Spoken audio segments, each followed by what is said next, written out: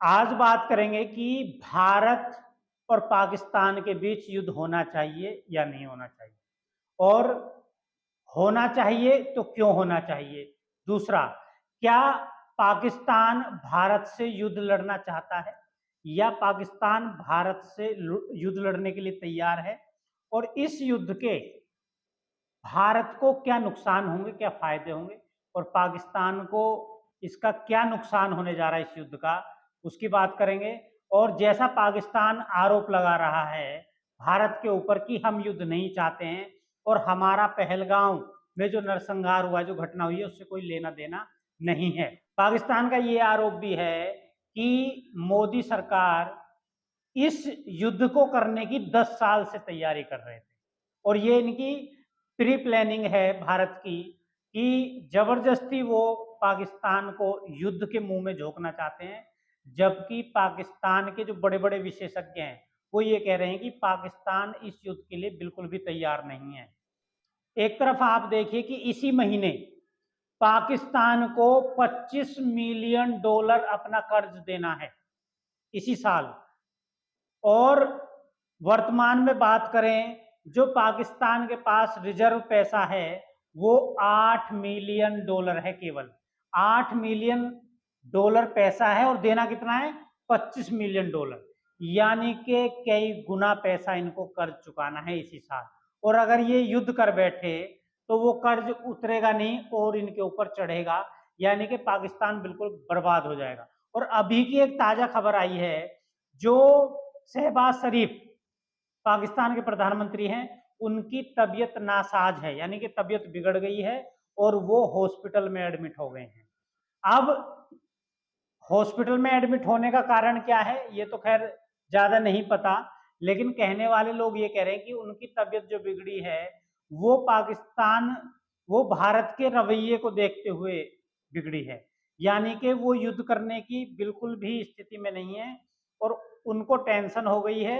और ऊपर से पाकिस्तान ने कभी ये नहीं सोचा था कि पहलगांव की घटना का इतना बड़ा असर भारत के ऊपर होगा कि वो युद्ध करने के लिए बिल्कुल उतारू हो जाएगा। और यहां तक पाकिस्तान आरोप लगा रहा है कि भारत ये युद्ध अब से नहीं, पिछले 10 साल से लड़ना चाहता था।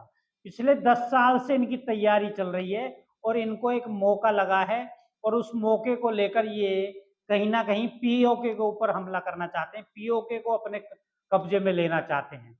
और अभी आपने खबर सुनी भी होगी कि जो पाकिस्तान के आर्मी चीफ हैं आसिफ मुनीर, उन्होंने अपनी फैमिली को विदेश भेज दिया है सुरक्षित, क्योंकि कहीं ना कहीं वो ये अनुमान लगा रहे हैं अगर ये युद्ध हुआ तो ये बिल्कुल विनाशक युद्ध होगा और पाकिस्तान में जान माल का जो है वो बिल्कुल भी जान माल सुरक्षित नहीं है।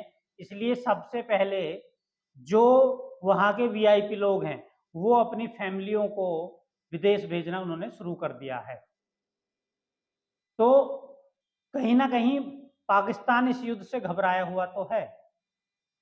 अब पाकिस्तान के लोगों का यह भी कहना है कि अगर इस प्रधानमंत्री शहबाज शरीफ की जगह अगर इमरान खान इस वक्त प्रधानमंत्री होते तो वो युद्ध ये नहीं लड़ते, कहीं ना कहीं वो इस युद्ध से अपना बचाव कर जाते। लेकिन जनता ये आरोप लगा रही है पाकिस्तान की, जो शहबाज शरीफ है ये नहीं बच पा रहे हैं, पाकिस्तान को बिल्कुल ले डूबेंगे ये।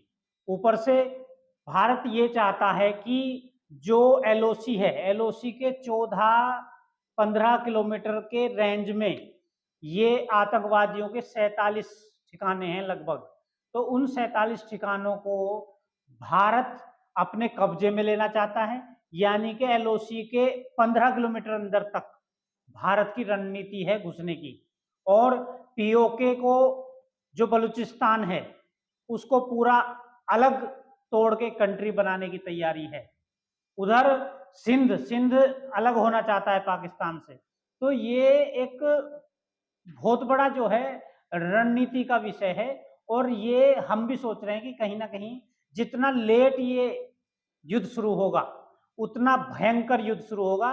और पाकिस्तान के लोग भी ये कह रहे हैं, जो वहां के विशेषज्ञ हैं, रक्षा विशेषज्ञ, कि ये युद्ध जितना लेट होगा उतना पाकिस्तान के लिए खतरनाक होगा, क्योंकि बहुत सारी तैयारियां ऐसी हैं जो भारत कर चुका होगा। दूसरा, युद्ध लेट होने का कारण ये भी है, मैं आपको बता दूं, आप सोचेंगे कि मैं आपको डरा रहा हूं, लेकिन ये युद्ध होना तय है। और आप जो भारतवासी हैं, वो आप ये समझ लीजिए कि एक दिवाली आने वाली है, और दिवाली जो है पूरा देश एक तरफा इस नरसंहार का बदला लेना चाहता है, और इस दिवाली को पूरा देश मनाना चाहता है। और दिवाली है तो पूरी तैयारी की जाएंगी, नए कपड़े भी बनवाए जाएंगे। तो भारतवासियों के लिए अब की बार ये दिवाली होने जा रही है कि दिवाली जल्दी ही आने वाली है। ऐसा हम क्यों कह रहे हैं? क्योंकि पूरी तैयारी चल रही है, पूरी आर्मी, एयरफोर्स और नेवी की तैयारियां पूरी हो चुकी हैं। पूरा मुंह तोड़ जवाब जो है वो भारत देगा। पूरी तैयारी अंदरूनी चल रही है। मीडिया एडवाइजरी सरकार की तरफ से जारी हुई है, इसलिए हम ज्यादा कुछ बता नहीं सकते आपको कि कोई भी सैनिक मूवमेंट या उसके बारे में कोई बात नहीं करेगा। तो ये एडवाइजरी जारी हुई है, तो ज्यादा हम भी आपको सैनिक मूवमेंट के बारे में बता नहीं सकते, लेकिन तैयारी पूरी हो चुकी है। और भारत हो सकता है कि अभी इन्होंने सिंधु जल समझौता, जो कि 1960 में विश्व बैंक की अध्यक्षता में हुआ था, उसको रद्द करने की बात तो कही है कि इसको हम स्थगित कर रहे हैं, और धीरे धीरे इसका पानी जो है पाकिस्तान का हम रोक देंगे। ऊपर से ऐसा हो सकता है जो अरब सागर में आईएनएस सूरत और आईएनएस विक्रांत, इन्होंने अरब सागर में भारत ने उतार दिया है। तो पाकिस्तान का जो ज्यादातर ट्रेड है, व्यापार है, वो अरब सागर से होता है। तो हो सकता है कि इतनी बंदिशें भारत की नेवी लगा दे कि इनका व्यापार खत्म हो जाए। और जो इनका तेल है, आप ये सोचिए कि इनके टैंक के लिए तेल चाहिए, इनके हवाई जहाज जो हैं उनके लिए तेल चाहिए, तो वो सब कहाँ से आता है? अरेबियन कंट्रियों से आता है। तो जब वो एक स्टॉप लग जाएगा, जब आर्मी नेवी पूरा अरब सागर पे इनके तट पर कब्जा कर लेगी, तो इनको तेल की व्यवस्था जो है वो ये कर नहीं पाएंगे। और ऐसा माना जा रहा है कि 7 से 8 दिन केवल पाकिस्तान के पास रिजर्व है, और 7-8 दिन ही ये युद्ध लड़ पाएगा। उसके बाद पाकिस्तान को सरेंडर करना पड़ेगा। एक तरफ जो पाकिस्तान गीदड़ भभकी देता है कि हम न्यूक्लियर ताकत हैं, हम न्यूक्लियर आक्रमण कर देंगे, तो वो इम्पॉसिबल नहीं है। क्योंकि वो मैं क्यों कह रहा हूं कि भारत पूरी तैयारी करके उतरेगा, और हो सकता है इनके न्यूक्लियर ठिकाने जो हैं वो भारत को एक एक ठिकाने की पता है, तो उनको टारगेट होकर वहीं समाप्त कर दिया जाए। दूसरी सबसे बड़ी चिंता क्या है कि पाकिस्तान के जो बहुत सारे एयरक्राफ्ट हैं, फाइटर जेट हैं और टैंक हैं, उनके पास जो सर्विस नहीं होने के कारण वो उड़ने की या चलने की स्थिति में नहीं है। इनके पास पुर्जों के लिए भी पैसा नहीं है, ऐसा वहीं की जनता, वहीं के रक्षा विशेषज्ञ जो हैं वो बता रहे हैं। यानी कि आर्मी कमजोर है। ऊपर से आर्मी के लोग वहां पर इस्तीफा दे रहे हैं। अब तक 5000 लोग जो हैं इस्तीफा दे चुके हैं। तो एक जो भगदड़ सी मची है, क्योंकि उन लोगों को पता है कि विध्वंस होने वाला है, और पाकिस्तान की आर्मी या पाकिस्तान की सेना ये भारत का आक्रमण झेल नहीं पाएगी। तो एक बात और है कि पाकिस्तान के पास हथियार तो हैं, चलो हमने मान लिया, लेकिन एयर डिफेंस के इनके पास कोई इंतजाम नहीं है कि इनके पास अगर एयर टू एयर आक्रमण होगा या एयर टू इनके स्थल पर आक्रमण होगा, तो एयर डिफेंस सिस्टम इनके पास नहीं है। वो सबसे बड़ी जो है कमी है। दूसरी सबसे बड़ी कमी क्या है? इनके एक एक ठिकाने की, इनके न्यूक्लियर हेड कहाँ पर रखे हैं, इनका सैन्य सामान कहाँ पर रखा है, रिजर्व कहाँ पर रखते हैं ये गोला बारूद इत्यादि, वो सब ठिकाने भारत के खुफिया तंत्र को पता है। और सबसे पहले इनकी जो जड़ें हैं वो खत्म की जाएंगी, यानी कि इनकी जो सैन्य ठिकाने हैं, इनका जो न्यूक्लियर हेड जहां पर रखे हुए हैं उनको खत्म किया जाएगा। और अब की बार भारत सरकार का जो रवैया है उससे ये लगता है कि ये पाकिस्तान को लगभग 100 साल पीछे धकेलने की तैयारी है मोदी सरकार की। और इतनी जबरदस्त जो हम देख रहे हैं कि इतनी जबरदस्त तैयारी की जा रही है कि पाकिस्तान पिछले 100 साल पीछे चला जाएगा और उभर नहीं पाएगा। तो इसलिए ये जो युद्ध है वो बहुत विध्वंसक होने वाला है, और मैं ये डरा नहीं रहा हूँ। हो सकता है अगर कोई चूक भारत की सेना से हो गई और वो न्यूक्लियर अटैक कर बैठे, तो हो सकता है कि भारत को भी भारी नुकसान, जान माल का नुकसान उठाना पड़े। लेकिन भारत ने तय किया है, और भारत की सरकार के साथ पूरे जितने भी राजनीतिक दल हैं वो भी हैं, और सबसे बड़ी बात है जनता बिल्कुल साथ खड़ी है। और मुंह तोड़ जवाब देने के लिए जनता कह रही है कि चाहे हम में बहुत लाखों हजारों आदमी मर जाएं, लेकिन अब की बार आर या पार पूरा मुंह तोड़ जवाब दिया जाए, जिससे कि आगे से कोई भी आतंकवादी संगठन या पाकिस्तान ऐसे नरसंहार की हिम्मत ना कर सके। बाकी ये युद्ध हो सकता है कि 10 से 15 दिन के अंदर ये युद्ध शुरू हो जाएगा, और आप भी तैयार रहें जो भारतवासी हैं, क्योंकि कोई ना कोई अकाउंट जारी किया जाएगा सेना के राहत कोष के लिए। भारत की जो सरकार है वो राहत कोष अकाउंट जारी करेगी। तो आप जैसे अपने त्योहारों पर, जैसे अपने शादी और प्रोग्राम्स में बढ़ चढ़ कर भाग लेते हैं, ऐसे ही आपको राहत कोष में बढ़ चढ़ कर भाग लेना है, और देश की सेना के लिए भरसक दान करना है, भरपूर दान करना है, जितना भी आप दान कर सकें।